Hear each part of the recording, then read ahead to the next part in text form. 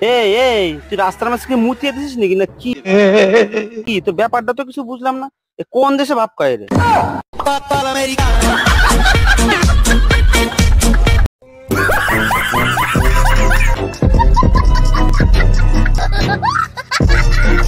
সেই লেভেলের একটা লজ্জা পাইছে, এর জন্য এত জোরে দৌড় দিল।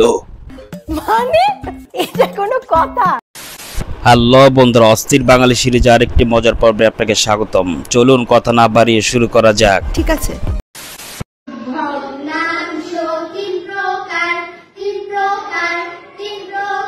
কি জানি লয়ে যেতে কইছিল আমারে?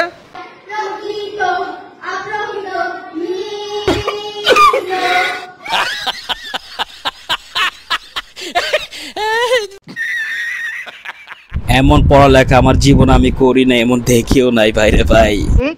ঠিক ঠিক কি না? ঠিক ঠিক ঠিক।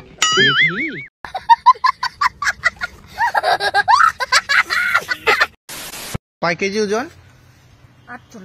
48 কেজি।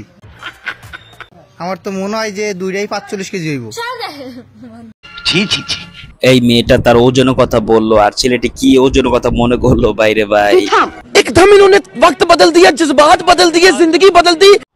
এটা হাস্যকর এই দেশের জনগণের জন্য হাস্যকর। Oh my god. আমার ভুল হয়েছে, ক্ষমা করে দেন।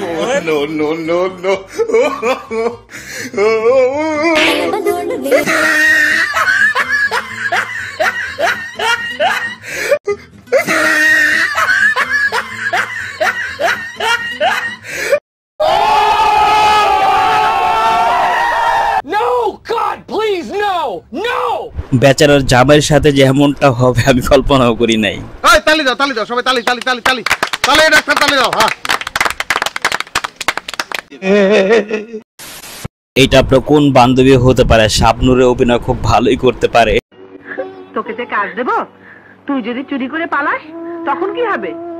আল্লাহ রে, কি কয়? পালাবো না, আল্লাহর কসম কইতাছি, খোদার কসম। আমারে বিশ্বাস করেন, আমার একটা কাম দেন না। বাড়ির সব কাজকর্ম করতে হবে। পারবি তো? হ্যাঁ পারুম, কামে রাইখাই দেখেন না।